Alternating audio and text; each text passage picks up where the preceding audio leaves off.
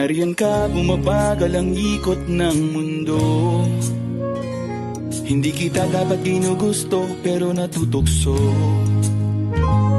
Ano man ang sabihin nila, hindi kita ipagkakaila, pagkat ikaw lang ang minamahal ko, o aking diwata.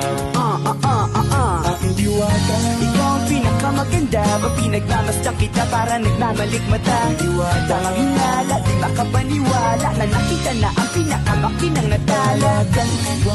Wala katapat, pagkamat pinagbawalat, ipaglalaban ka sapagkat ikaw lang ang minamahal ko, o aking diwata. Naaalala ko pa nung una kang masilayan, nang hihinayang gustong gusto kita kausapin, makilala, subalit may kaba, kaya nahihiya lang, sinayang ang nakatakdang tadhana. Karapat dapat nga ba na maganda rapa sa isang prinsesa na may delikadesa? Kesa sa ganon, baka sakaling game ka maging reyna. Take tayo, oo, ikaw at ako, di pa rin natin ang iba't ibang parte ng mundo. Tugma pa rin kahit sabihin hindi tayo bagay, kasi tao tayo sa maragsa at malumanay ko sa bagay. Karangalan kong alagaan at pahalagahan ng natural mong kagandahan. Aminin ko man o hindi, kapag nasa paligid ay pasimple nang umingiti sa nakakitama. Nariyan ka, bumabagal ang ikot ng mundo. Hindi kita dapat ginugusto, pero natutukso. Ano man ang sabihin nila, hindi kita ipagkakaila, pagkat ikaw lang ang minamahal ko, o aking diwata.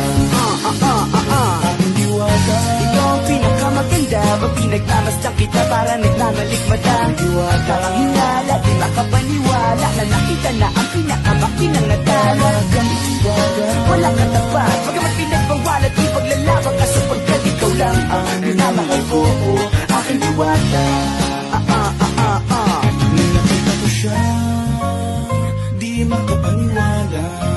Sa tagay niyang ganda, tinamaan din ako. Teka, bakit ganito? Ba't napaparap ako? Di ba sabi ko sa'yo, huwag mo na akong isama, para ko nasiro sa kasama mong diwata. Ngayon alam ko na, ba't nasiraan ka na ulo? Napapapasakalan na ng pangalan, aking diwata. Ikaw ang pinakamaganda, pag pinagmamasdan kita para nagmamalik mata.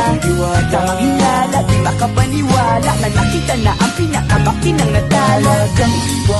Wala katapat, pagkamat pinagbawalat, ipaglalaban ka sapagkat ikaw lang ang minamahal ko, o aking diwata.